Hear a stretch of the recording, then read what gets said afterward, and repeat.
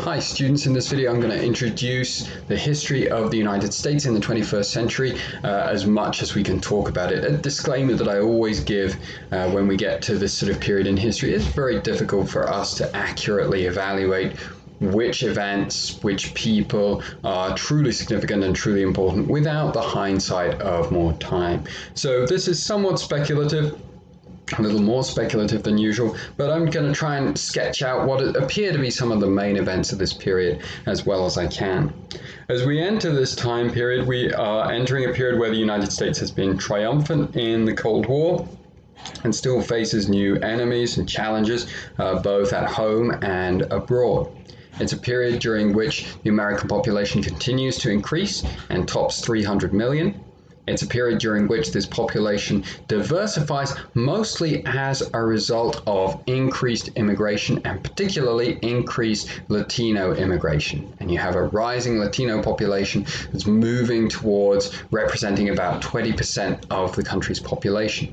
And you have the greatest rate of immigration in American history in the course of the 20th century, once you get to the mid-1990s, once you get to about 1996. The president, Bill Clinton, is a remarkably shrewd and charismatic politician, but also one who had a tendency to self-destruct. He attempts to improve the economy of the United States without adding to the national debt by raising taxes for the wealthy and by establishing NAFTA, North American Free Trade Agreement between Canada and Mexico that made North America the largest free trade association, the largest free trade region in the world. Some interesting footnotes on these measures. The tax increases, he was supported by no Republicans. He had to pass these measures solely with Democrat votes. And this is significant because it shows a growing partisan divide in American politics, which we're going to see continue to increase throughout the remainder of the 20th and into the 21st century.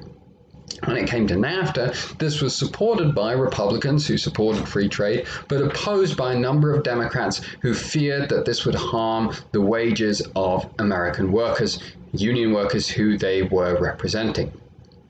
At the same time, during the second half of the 1990s, we see the United States enter a period of sustained prosperity that's made possible through the growth of new technologies, in particular the World Wide Web, which solidifies American dominance of this new technological economy, and improvements, advances in communication, larger container ships,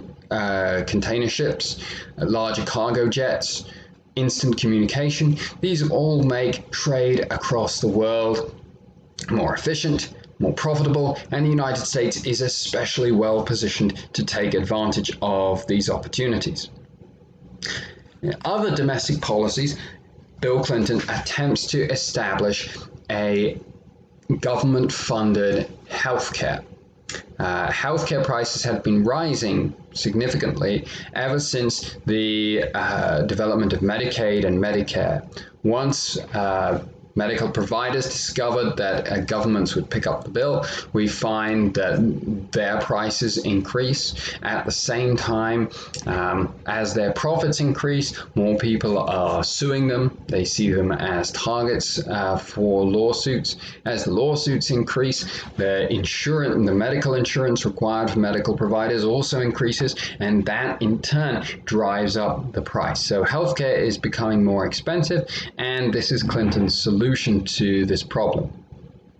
His Health Security Act, which is driven and spearheaded by his wife Hillary Rodham Clinton, is nevertheless profoundly unpopular and leads to the Republicans taking control of both houses of Congress at the midterms for the first time in quite a long time. And so this leads Clinton to move back towards the center. He moves away from government-funded health insurance, instead towards reforming welfare. This made him unpopular with the liberal wing of the Democrats, but it ensured his re-election in 1996.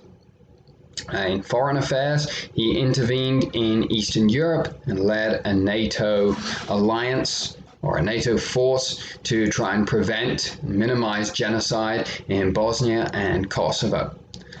His presidency was nevertheless afflicted with a number of scandals.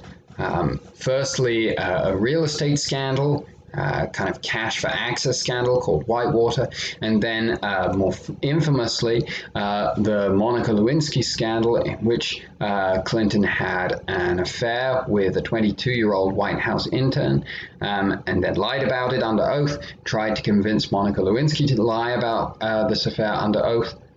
His perjury led to him being impeached, but he remained impeached in the House, but not in the Senate, and he remained popular until the end of his term.